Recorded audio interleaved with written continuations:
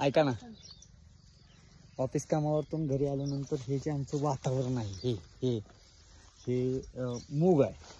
हे मूग जवळजवळ कमरेला मूग आहे. हे मूग आहे, हे सोयाबीन आहे, या साईडला सोयाबीन आहे, मूग पण आहे हा सोयाबीन पण आहे. बघा ना, कमरेच्या अंतरावरती आलेलं आहे, म्हणजे कमरे एवढं आलेलं आहे हे पिकअप.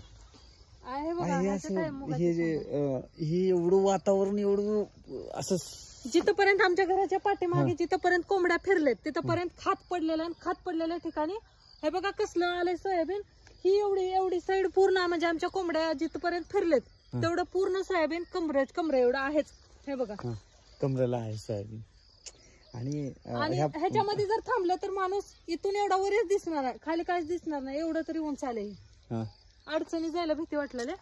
आणि भरपूर असं ह्या वेळेस जे हे आहे पाठीमागच्या 2-3 वर्षाखाली मी पेरूची झाडं लावलेली आहेत.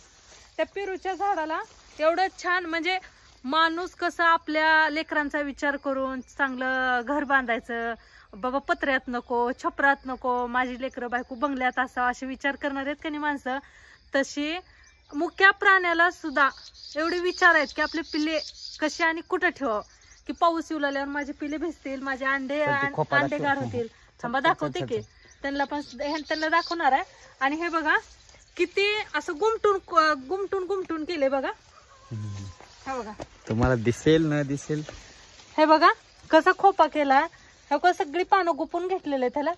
हे का चिमण्यांनी केले. एखाद्या इंजिनियरला सुद्धा फेल होईल असं फेल करतील असं हे असं पानांना असं विणल्यासारखं केलेलं आहे, विणून घेतलेलं आहे. आणि त्याच्यामध्ये अंडे वगैरे ठेवलेले आहेत. ते अंडे आपल्याला व्यवस्थित दिसून येणार झालेत. तुम्हाला इथून दिसणार पण नाही. आमच्या इकडं एवढे पोपट आहेत की विचारूच नका. तिथं शेंडीला बसले पण ते दिसणार नाही शेवग्याच्या झाडावर. आपल्या वाळलेल्या शेंगा असतात ना शेवग्याच्या, ती शेंगा खायला बसले इथून दिसणार पण नाही. खूप वर शेंडीला आहे. आणि एवढं असं आल्हाददायक वातावरण आहे आमच्या इथलं, आमच्या शेतातलं खरंच. आणि दिवसभराच्या कामाच्या व्यापातून अशा ठिकाणी तुम्हाला पेरू दाखवू का? मी लावलेले पेरूचा पेरू हाय बघायचं.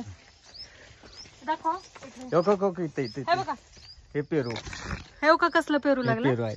याला कुठल्याही प्रकारची फवारणी वगैरे नाही आहे, काही नाही, फवारणी नाही, खात नाही, काही नाही. ही जसं लावलेलं आहे तसंच आलेलं आहे. आणि ह्याला मी काय केलंय, कळ्या तर भरपूर उमललेत. हा मी ह्याची कटाई केलेली फक्त, बाकी काही केलेलं नाही. बघा कळ्या दिसतात. आणि आपण स्वतः लावलेल्या झाडाचं फळ खाताना एवढा आनंद वाटतो की विचारूच नका. ही 2 वर्षाची झाड आहेत. ह्याला एकदा फळ येऊन गेलेलं आहे, हे डबल आता दुसऱ्यांदा फळ लागलेलं आहे. फुलं आणि एवढं फळ आहे. हे बघा बारीक बारीक पिल्ले पण दाखव ह्याचे. हे बघा, हे बघा तुम्हाला दिसल किती छान पेरू लागले. हे का फुल पण दाखवा की. हे बघा फुलं, हे पेरूची असं फुलं उमलतात. त्याच्यानंतर मग तिथे कळ्या सोडतात वगैरे. भरपूर छान आहे का नाही? कसं वाटतंय? मी आता पेरू काढून घेतलेला आहे. तुम्हाला दाखवलेला पेरू मी काढून घेतलाय कारण हा पिकलाय, पूर्ण पिकलाय. हा सध्या खाण्याच्या लायकीचा झालेला आहे. मी खाऊन बघते आणि मग तुम्हाला सांगते. पण हा पेरू खूप छान आहे. आतून पांढराच असणार आहे, लाल नसणार आहे, पण लय गोड आहे, साखरेसारखा. थँक्यू.